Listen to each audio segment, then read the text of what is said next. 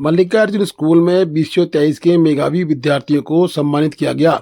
Sunday class के द्वारा उक्त कार्यक्रम को आयोजित किया गया। कार्यक्रम में जिला पंचायत सदस्य जगत मुर्तोलिया ने सभी को सर्टिफिकेट व पुरस्कार की राशि बांटी। बता दें कि मेधावी बच्चों को संडे क्लास के रूप में 1 जुलाई से धारचूला में करियर बनाने के लिए नए नए आयाम स्थापित करने का प्रयास किया गया है और 1 जुलाई से संडे क्लास भी खोली जा रही है, जिसमें सभी विद्यार्थियों को सहभागिता करने के लिए आमंत्रण भी दिया गया।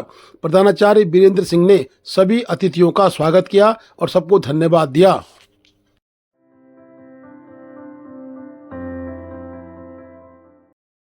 जिलाधिकारी ईना जोशी ने बुधवार को जिला कार्यालय कक्ष में जिला गंगा समिति की बैठक ली। बैठक में जिलाधिकारी ने जिला गंगा समिति के अधिकारियों से चर्चा करते हुए वर्तमान में इनके द्वारा किए जा रहे कार्यों की जानकारी लेने के साथ ही जनपद अंतर्गत विभिन्न स्थानों पर नदियों में दूषित जल, अपशिष्ट कचरा, अन्य प्रकार की गंदगी प्रवाहित करने पर रोक लगाने के निर्देश दिए।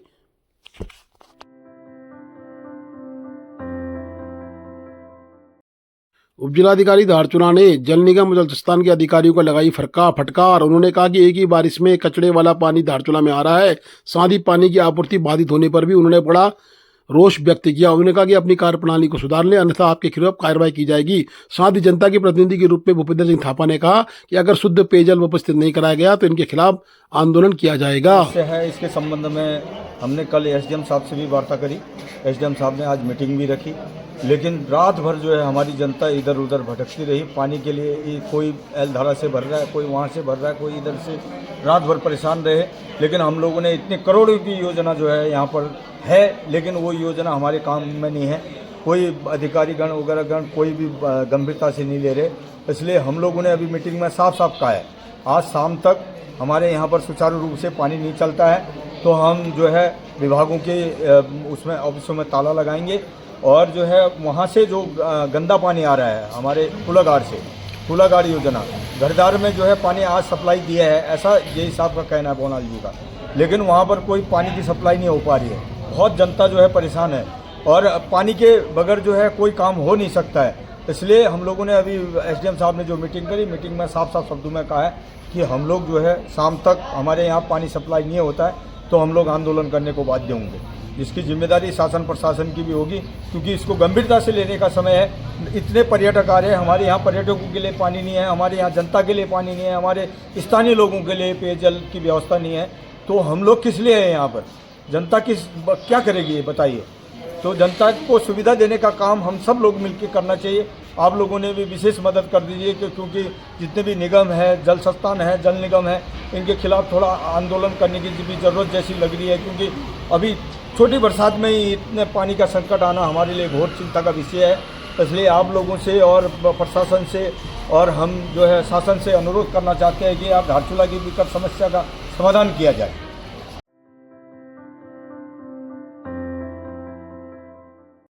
खाद्यान्न विक्रेता संघ ने खाद्यान्न वितरण करने की है मांग। उन्होंने कहा कि एफजीआई की दुर्घटना में मृत्यु की संभावना के बाद से अभी तक एफजीआई गोदाम धारचूला में ताले लगे हैं। प्रशासन ने कोई भी वैकल्पिक व्यवस्था अभी तक नहीं की है, जिससे कि गोदामों में राशन सड़ने की स्थिति में आ गया है। उन्होंने कहा कि राजकीय खाद्यान्न गोदाम से धारचूला से राशन वितरण होना है, मई माह का भी राशन अभी तक नहीं मिला है। 13 तारीख की घटना है। 13 तारीख की घटना के बाद से अभी तक आज तक विभाग ने कोई जिम्मेदार अधिकारी धारचूला गोदामों में नहीं भेज रखा है। धारचूला तहसील के सभी गोदाम मतलब पूर्ति निरीक्षक विहीन है, तो इन गोदामों का कोई गोला विषय नहीं है। तो इसलिए अभी गांव वालों का भी प्रेशर है कि भाई बरसात का मामला है, खाद्यान्न नहीं बढ़ पा रहा है, तो हमारे विभाग से निवेदन है कि जल्दी से जल्दी धारचूला में एक पूर्ति निरीक्षक की नियुक्ति की जाए। कब तक खाद्यान्न तो कभी किसी का तो जून तक पहुंच गया है, कहीं कहीं किसी में, कहीं कहीं अभी खाना इस महीने का नहीं, धारचूला में इस महीने का भी नहीं बना है, मई का भी नहीं बना है धारचूला में। तो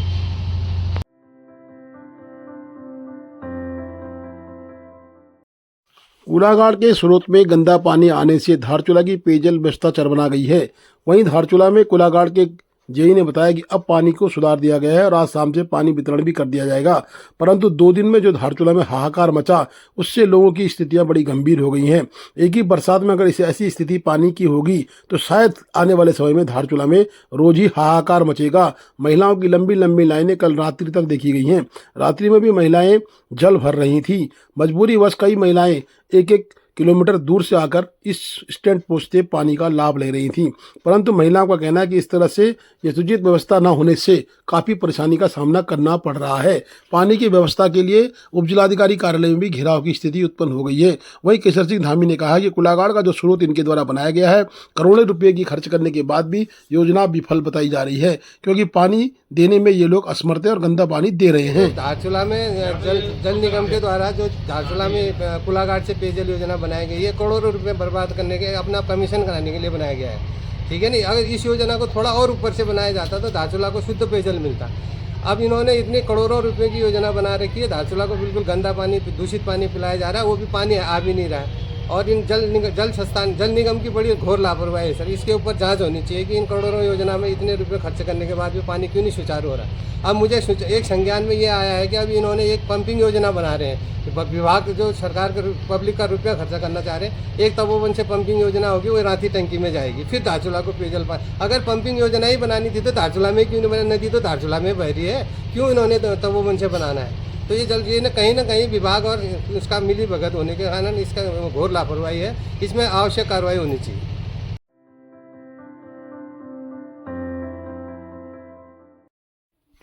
21/5/24 को समय लगभग 4-4:15 बजे बूदी गांव के पास एक वाहन UK 05CA 0828 बोलेरो कैंपर यात्रा से वापसी के दौरान ब्रेक फेल होने के कारण अन्यत्र होकर पलट गया। वाहन में कुल 6 लोग सवार थे। दुर्घटना में किसी प्रकार की जान माल की खबर नहीं है। सवारियों को मामूली से चोटें आई हैं। SSB बूदी के जवानों द्वारा त्वरित कार्रवाई करते हुए सभी यात्रियों को SSB कैंप बूदी लाया गया, जहां पर उनकी हल्की फुल्की चोटों पर फर्स्ट एड कर दिया गया और सभी को चाय पानी पिलाई गया। यात्री द्वारा SSB को बहुत बहुत आभार व धन्यवाद जताया गया। सभी यात्री नोएडा उत्तर प्रदेश से हैं। आदि कैलाश ओम पर्वत के दर्शन के लिए आए थे। गाड़ी मार्ग द्वारा उनके लिए धारचूला तक दूसरी गाड़ी की व्यवस्था की जा रही है।